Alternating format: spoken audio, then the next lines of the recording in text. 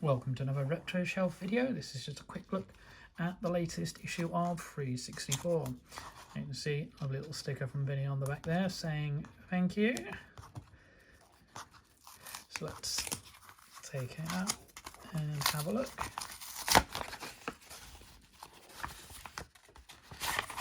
So, on the cover, an exclusive interview with Sean Townsend, who made the Commodore 64 version of Chucky Egg, plus Super Rider, Julian Rignall, Asteroid Lander, John Rowlands, Ollie and Lisa, My 64 Heaven, Labyrinth, Repton Free, Keith Dodd, and lots more. So this is issue 86. And so then the loading page gives you a list of what's in there, also very often which games Vinny's played while making it, and then a small quote from the interviewee, the editorial, thanks, and profile of the cover game, so in this case Chucky Egg from 1984, and a little piece from John Rowlands on that, Vinny's verdict, the games we typed in looking back at program listings that were in magazines. This one, Asteroid Lander from Your Computer by a programmer called Gary Leach. Also went on to create a game called Robobolt, which turned up in my book C64 Nightmares. Vinny's verdict, thumbs up for that. Julian Rignall's Crapback. Now, speaking of ZZAP Nightmares, this looks back at many of the same games. So first, a list of the good games from this particular issue, issue 23, March 1987. It's one issue I did buy back then myself. So then you got Labyrinth.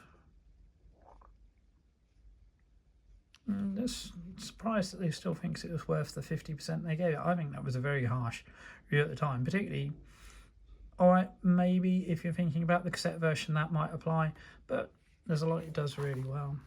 Ollie and Lisa, not a fan myself, going backwards and forwards over the same, but I am a fan of Repton Free. I played that before I played Boulder Dash, so I do enjoy Repton Free. Screen designer is brilliant, so going to disagree with you on that one, Jazz. Secret Squirrel, where he looks for things hidden in memory, so Chucky Egg. The name's spelled out Chucky Egg as an acrostic on the score table.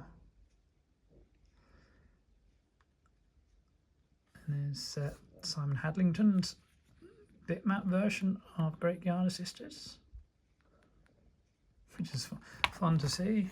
And then Sean Townsend in the Developer's Den talks about the games he produced, the games he worked on, and goes through his history, his career, some of the other titles he worked on, his favourites, so 64 game, magazine, coder, musician, graphic artist, home computer, various other things. A moment with Keith Dodd of Solar Software. He's a graphic designer, did game cover artwork for Solar Software. Then the mouldy cupboard, which is a regular feature. Vinny has a mouldy cupboard, has games in it, and the mouldier the game, the worse it is. So this one's Super Rider from Firebird, which is a show jumping game. And verdict. And then the development diary for Operation Vostoka from Stanley of Megastyle, Roy Winning contributing graphics. It's looking good, that game. My Commodore 64 Heaven, Carlos Rienzi from Buenos Aires in Argentina, so lovely to see there. And then he's got a Dream C64, with Z64C, the games he loves. No, that little character there from Heavenbound, good game, played that, completed it.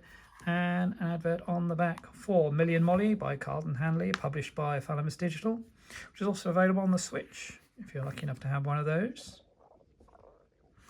Good fun, that game. So that's issue 86 of FREEZE64. Thank you to Vinny, and I'll keep up my subscription, and well worth a read.